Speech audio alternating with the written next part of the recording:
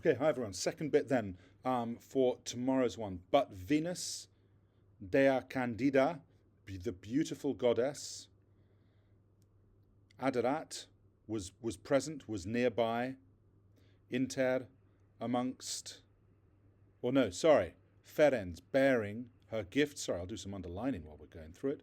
Bearing her gifts, Ferens dona, bearing her gifts, inter, amongst the clouds, amongst the heavenly clouds, the clouds of heaven. And she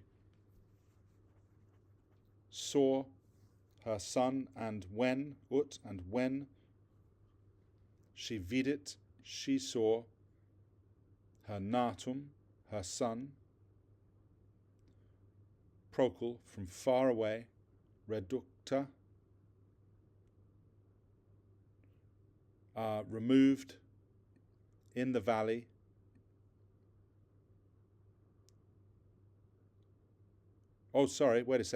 when she saw her son, secretum, apart, secretum,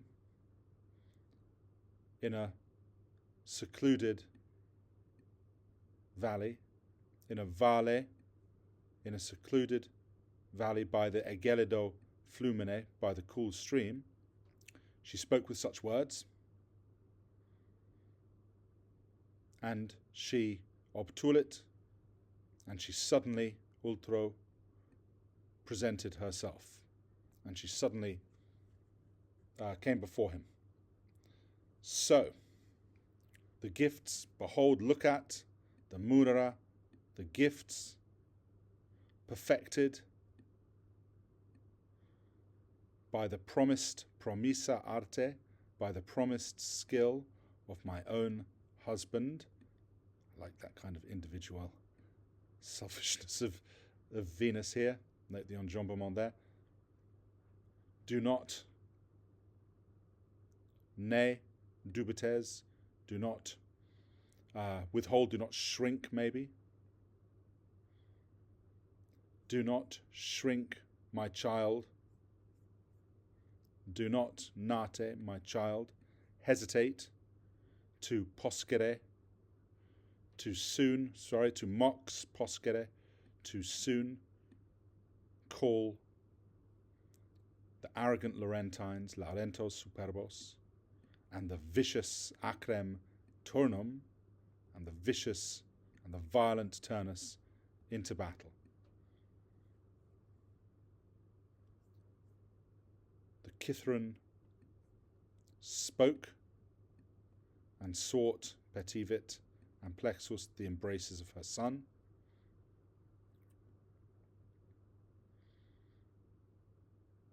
She set down the radiant radiantia, Chris radiantia, the radiant, she set down the radiant radiantia, Ardama, she set down the radiant arms,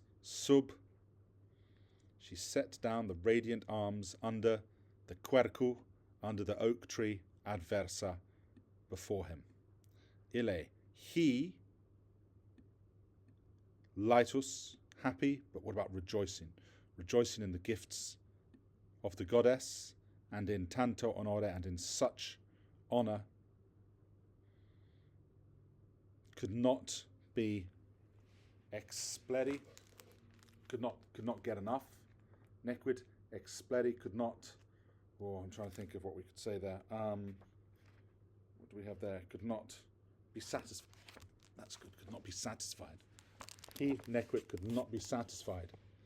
And he cast his eyes over each one, per singula. He wondered at them, he admired them, and he turned them over, and he turned over in his hands and arms, and he verset, and he turned over in his manos, in his hands and arms, turned them over in his hands and arms, the terribilem Christis, the helmet, terribilem, terrifying with its Christis, with its plumes. So he turned over the galeam, the helmet, terrifying with its plumes. spouting vomentem flamma, spouting flames. The fatifer, the death-dealing sword, transferred epithet potentially, maybe foreshadowing what will happen to Turnus. The sword that deals death. The loricam,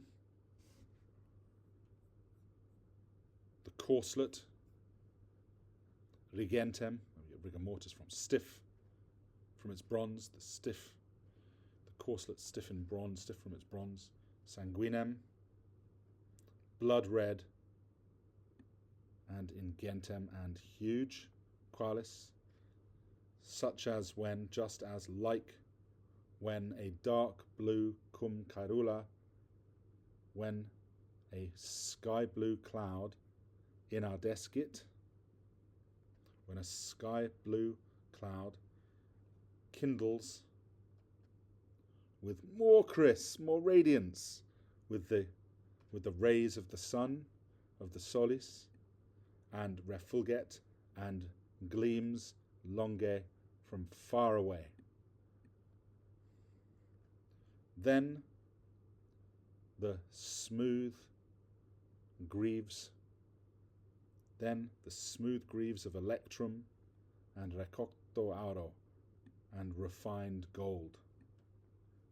Hastam, the spear, and the, what do we want to say? I don't want to say unspeakable because that wouldn't be right. And the, what have we got there? And the, I don't want to say unspeakable. Electrum, by the way, golden is a mixture, is an alloy of gold and silver, and that which cannot be explained. I like this bit actually, and the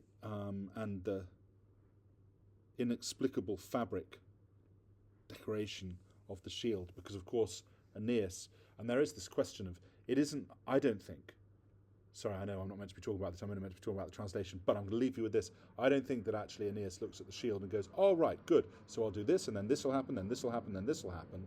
I think that it is more like a collective Jungian kind of consciousness, like a Jungian collective unconsciousness of, but it's not collective because it's an individual unconsciousness, but an unconscious knowledge. What about that? An unconscious knowledge of the future, a metaphorical protection rather than a literal guide. Anyway, that's stuff for us to talk about in another class. There's been loads of radiance for Chris to enjoy, and I'll see you all next lesson. All the best then. Bye-bye.